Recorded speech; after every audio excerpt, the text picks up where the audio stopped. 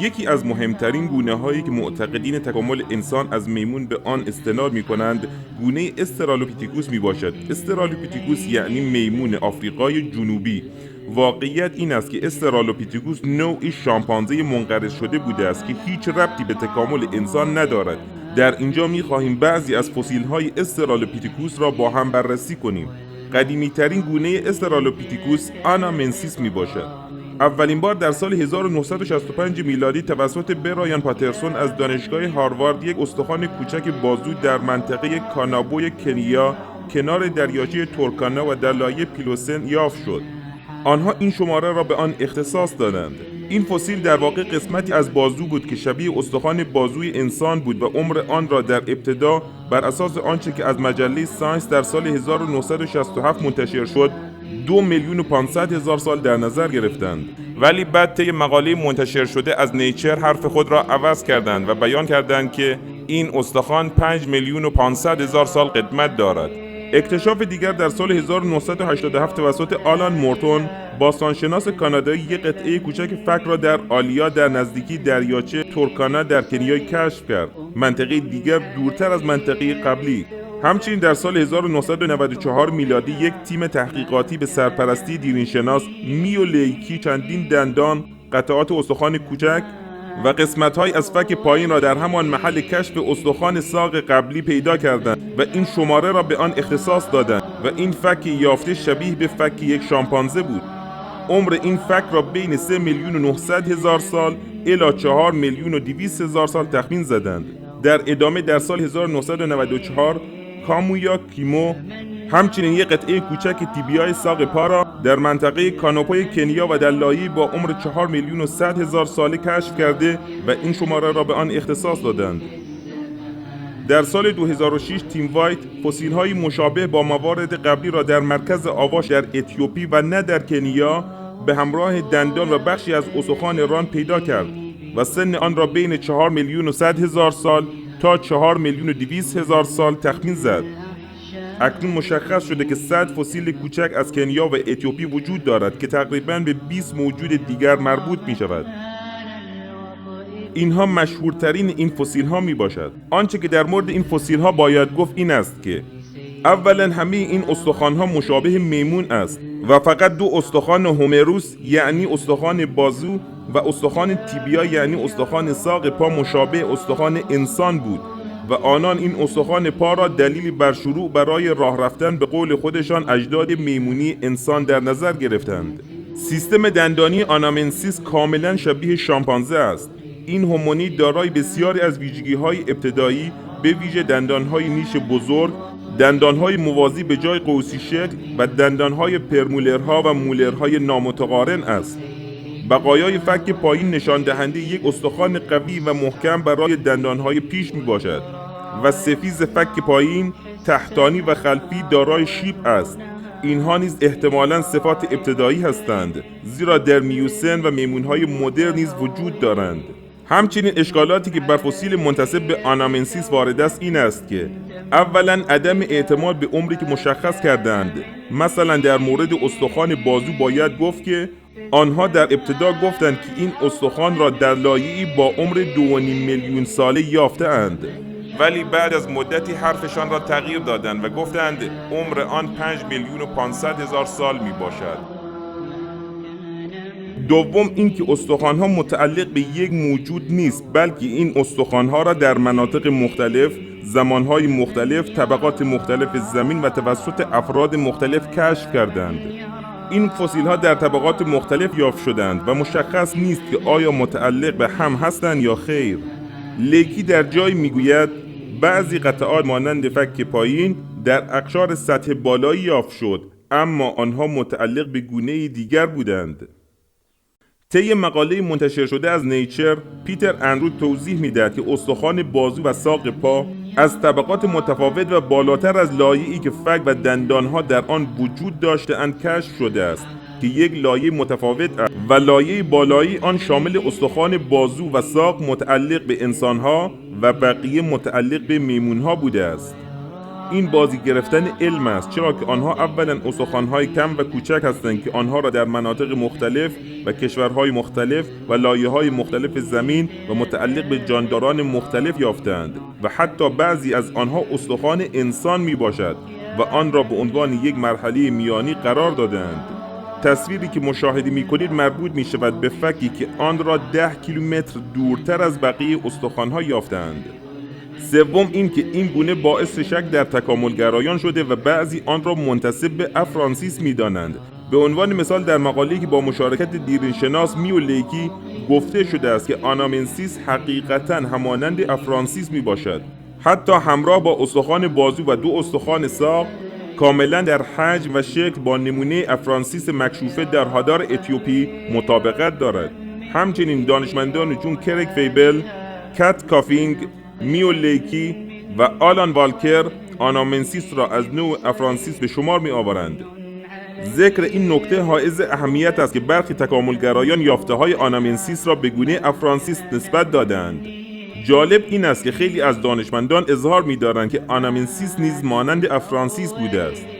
اینکه آنامنسیس شبیه افرانسیس میباشد از این جهت حائز اهمیت است که افرانسیس در مرحله بعد از آنامنسیس قرار دارد و این مسئله تکامل خطی تکاملگرایان را در خصوص تکامل افرانسیس از آنامنسیس را برهم می‌زند.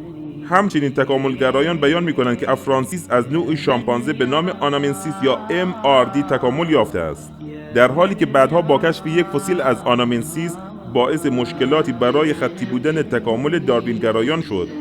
گاردین اظهار می‌دارد تاریخ جمجمه همچنین نشان می‌دهد که آنامنسیس و گونه بعد از او یعنی لوسی حداقل به مدت 100,000 سال همزمان روی زمین زندگی کردند.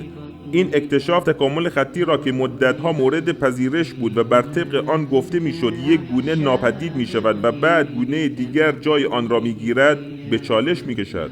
یوهانس هایلی سلایسی از موزه تاریخ طبیعی کلیولند که هدایت این پژوهش را بر عهده داشته است میگوید کشف این فسیل قواعد بازی را در مورد فهم تکامل انسان در دوره پلیوسن را عوض می کند.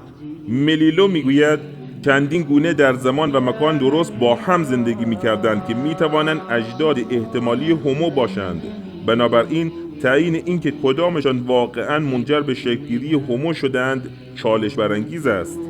گاردین در ادامه می‌آورد که برخی می‌گویند این گونه یک گونه منقرض شده میمون است و برخی می‌گویند اصل و نسب انسان‌ها بودند. گاردین در پایان مقاله نیچر را به عنوان منبع اطلاعات خود معرفی می‌کند. با توجه به این مطالب میتوان فهمید تکامل خطی خرافی داروین چقدر بیپایه و اساس میباشد و هر روز زوایای بطلان آن بیشتر آشکار میشود و همچنین با توجه به این همه ابهامات چگونه به خود اجازه میدهید که این جک و جانورها را به عنوان جد انسان معرفی کنید. چهارم اشکالات مربوط به راه رفتن این گونه میباشد. بنابر اظهارات موزه تاریخ طبیعی و لیکی شواهد بقایای گیاهی نشان از وجود منطقه جنگلی انبوه می باشد و بدون شک با توجه به این یعنی از درخت بالا رفتن مزیت بهتری برای جانوران جنگلی است. در نتیجه اگر این استخوان انسانی ساق پا متعلق به آنامنسیس باشد و بر روی 2 پا راه می رفته است، این مسئله برای آنامنسیس مشکل ساز است، زیرا بالا رفتن از درختان در جنگل مزیت بهتری می باشد. نیچر طی مقاله اعلام می کند که تجزیه و تحلیل سال 2000 بر روی استخوان رادیوس دست از دیگر آنامنسیس که در خلیج آلیا یافت شده بود نشان داد که بر اساس مطالعات ریخشناسی مشخص شد که این نوع مچ برای راه رفتن همراه با کمک گرفتن از دست بوده است که به این نوع راه رفتن نکل والکینگ گفته می شود. در سایت ویکی‌پدیا انگلیسی می توانید در مورد راه رفتن به صورت نکل والکینگ اطلاعات بیشتری کسب کنید. در این نوع راه رفتن میمونها برای راه رفتن بر روی زمین قسمت‌های جلوی انگشتان را در حالت خمیده تا حدی قرار می‌دهند که به وزن بدن اجازه می‌دهد تا از طریق ناخن‌ها روی زمین فشار بیاورد. گوریل‌ها و شامپانزه‌ها از این سبک حرکت استفاده می‌کنند. در نتیجه آنامنسیس به این صورت راه می‌رفته است، نه همانند انسان بر روی 2 پا. همچنین برایان جی ریچموند و دیوید استریت که هر دو انسانشناس از دانشگاه جورج واشنگتن بودند، استخوان چندین گونه استرالوپیتیکوس را بررسی کرده بودند. آنامنسیس، افرانسیس و بعدی که به لوسی مشهور شده است. دارای مشت دستانی بودند که می توانستند با قفل کردن انگشتان دست خود به کمک آنها راه بروند. پنجم، وجود ساق و بازوی مشابه به انسان در بین استخوان‌های یافته شده مربوط به این گونه می باشد. استخوان بازو و ساق کشف شده دقیقاً شبیه استخوان انسان است و حقیقت این است که این دو استخوان یعنی استخوان بازو و ساق متعلق به انسان امروزی بوده است، نه گونه‌های حد واسط. چرا که اگر واقعاً تکامل خطی داروینگرایان درست می بود، باید رفته رفته و در طی میلیون‌ها سال در گونه‌هایی که در تکامل خطی خرافی تکاملگرایان قرار دارند، ظاهر این استخوان به استخوان انسان تبدیل می‌شد و در نتیجه چگونه امکان دارد که در گونه آنامنسیس به صورت ناگهانی و نه تدریجی دو استخوانی یافت که کاملا شبیه به استخوان‌های انسانی است؟ این نشان از وجود اشکال و ابهام در اکتشافات و اظهار نظرهای این تکاملگرایان می باشد. ویلیام هولز از دانشگاه هاروارد تأکید می کند که استخوان بازوی کشف شده متعلق به انسان است و نمی توان بین آن و بین استخوان انسان طبیعی تفاوتی قائل شد. سایت فسیل‌های تکامل انسانساها در مورد این فسیل بیان می کنند که مانند این فسیل در آناتومی انسان خردمند امروزی نیز وجود دارد، اما به جای اینکه به عنوان عضوی از جنس انسان طبقه بندی شود، حقیقت این است که این نمونه را در طبقه رسوبی یافتند که مرتبط است با سایر استرالوپیتیکوس آنامنسیس های دیگر و این حاکی از این است که دیستال استخوان بازو به یک استرالوپیتیکوس آنامنسیس متعلق می باشد. همانطور که مشاهده کردید آنها اعتراف کردند که این استخوان متعلق به یک انسان امروزی بوده است، ولی آن را به یک آنامنسیس نسبت دادند و از طرفی با توجه به اینکه طبقاتی که این فسیل را در آن یافتند 4 میلیون ساله است، پس چگونه می شود در زمانی که بر اساس تکامل داروین هنوز میمونها به انسان تبدیل نشده اند انسانی وجود داشته باشد؟ این برخلاف ادعای آنها می باشد. پیتر اندرو طی مقاله منتشر شده در نیچر میگوید این استخوان مورد نظر از بازوی آنامنسیس ممکن است بیشتر از آن که مربوط به استرالوپیتیکوس افرانسیس باشد شبیه اعضای جنس انسان باشد. ویلیام هاولز از دانشگاه هاروارد میگوید این استخوان بازو را نمیتوان از نظر مورفولوژی تفاوتی بین آن و استخوان بازوی انسان امروزی قائل شد، حتی با تجزیه و تحلیل چند متغیره که توسط پترسون و خود من در سال 1967 انجام شد. در سال 1965 برایان پترسون از دانشگاه هاروارد انتهای پایین استخوان بازوی دست چپ را در منطقه کاناپوی جنوب غربی دریاچه رودولف در شمال کنیای آفریقا یافت که خوب حفظ شده و 4,500,000 سال قدمت داشت. پترسون و هاولز استخوان را با انسان‌های مدرن، شامپانزه‌ها و استرالوپیتیکوس‌ها مقایسه کردند. تجزیه و تحلیل آنها نشان داد که آنها به صورت شگفت‌آوری شبیه به انسان‌های خردمند امروزی هستند، اما نتیجه‌گیری آنها این بود که یک استرالوپیتیکوس است. بعداً دیگران مانند هنری مک‌هنری از دانشگاه کالیفرنیا دیویس اظهار داشتند نتایج نشان می‌دهد که نمونه استخوان کاناپوی که 4 تا 4,500,000 سال قدمت دارد را نمیتوان بین آن و استخوان انسان امروزی تفاوتی قائل شد. ششم اینکه این فسیل روند تکامل خطی مورد پذیرش تکاملگرایان را به هم میزند، زیرا چگونه امکان دارد که آنامنسیس که از گونه لوسی قدیمی تر است اما دارای استخوان بازو و ساقی باشد که از گونه استرالوپیتیکوس بعد از خود تکامل یافته تر است. لوبن و مارفین میگوید فسیل بازو متعلق به انسان امروزی است که ادعا می شود مربوط به 4 میلیون سال پیش بوده است و مطابق الگوی تکاملی استاندارد که مورد پذیرش تکاملگرایان است قبل از ظهور انسان خردمند امروزی است. در واقع منظور مارفین این است که چگونه امکان دارد که استخوان متعلق به انسان باشد در حالی که در آن زمان انسان خردمند امروزی وجود نداشته است. هفتم این که این استخوان‌های به دست آمده کافی نیستند تا بتوان در مورد آنها اظهار نظر کرد. موزه تاریخ طبیعی میگوید مقایسه ویژه بین آنامنسیس و آردیپیتیکوس رامیدس به دلیل مجموعه استخوان‌های کوچک به دست آمده دشوار است و همچنین میگوید به تحقیقات بیشتری نیاز دارد.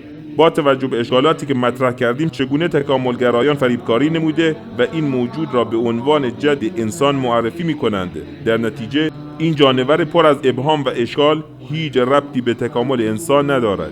گونه بعدی بررسی استرالوپیتکوس افرانسیس. اولین فسیل از افرانسیس یک استخوان فک بود که در سال 1974 توسط مریدیس مارتین با قدمت 3,900,000 ساله در منطقه لاتولی تانزانیا یافتند.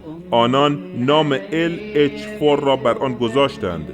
همراه این استخوان دندانهایی بود که به دلیل وجود دندان عقل مشخص شده که این استخوان متعلق به یک جاندار بالغ بوده است. همچنین این فک دندانهای خلفی دارد ولی دندانهای جلویی آن وجود نداشت. آنها در حال این فسیل را جدید خواندند که این فک فاقد دندانهای جلویی بوده است.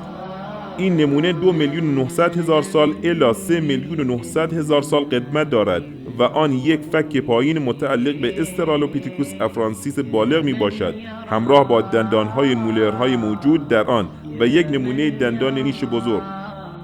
قرار دادن صاحب این فک به عنوان یکی از حلقه های میانی زنجیره خیالی تکاملی میمون به انسان اشتباه است و ضد ادعای آنان می باشد، زیرا همانطور که در قسمت مربوط به آردیپیتکوس گفتیم قدیمی تر است از استرالوپیتکوس و آردیپیتکوس دارای دندان نیش کوچکتری است و چرا که بر اساس عقیده تکاملگرایان باید دندان طی روند تکاملی میمون به انسان کوچکتر شود، ولی میبینیم که دندان نیش آردیپیتکوس کوچکتر است و سپس در استرالوپیتکوس بزرگتر می شود و باز در انسان کوچکتر می شود.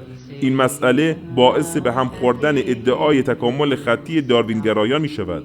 در نتیجه فسیل LH4 ربطی به تکامل انسان ندارد. فسیل بعدی فسیل کادانمو. یوهانس هایلی سلایسی که گروه علوم انسانی را در موزه تاریخ طبیعی کلیولند ایجاد کرد، این فسیل را در سال 2005 در منطقه آفار اتیوپی کشف کرده و این شماره را به آن اختصاص داده و عمر آن را 3,580,000 سال تخمین زدند. آن را قدیمی تر از لوسی در نظر گرفتند و همچنین آن را بیگمن یا مرد بزرگ نام نهادند و ادعا کردند که احتمالاً بر روی دو پا راه می رفته است.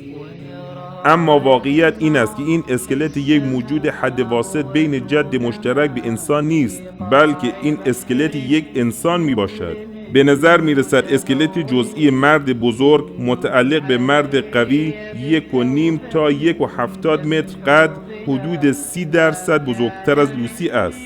یعنی طول یک انسان عادی. طول لوسی یا استرالوپیتکوس نیست که فقط از 90 سانتی متر تا 1 متر باشد، در حالی که کادانمو بیش از 5 فوت است، یعنی قد بلندتر از لوسی. این مسئله باعث برهم خوردن ادعای تکامل خطی مورد نظر تکاملگرایان می شود. به اعتراف نشنال جئوگرافی اولین چیزی که مشخص می شود این است که این فسیل متعلق به موجودی است که همانند انسان راه می رفته است. طی سخنان منتشر شده از ساینس دیلی و سایر خبرگزاری‌ها، کاشف این فسیل مدعی است که صاحب این فسیل موجودی بوده است که مانند انسان امروزی به صورت ایستاده روی دو پا راه می رفته است. این مسئله باعث به خطر افتادن خرافه داروین می شود، چرا که چگونه ممکن است که این گونه با اینکه 400,000 سال از گونه لوسی قدیمی تر است ولی بیشتر از لوسی تکامل یافته تر می باشد، با اینکه مطابق خرافه داروین لوسی به انسان نزدیکتر است و برای همین در سایت نشنال جئوگرافی این گونه آمده است که آیا لوسی مسئله تکامل در راه رفتن را برعکس می کند؟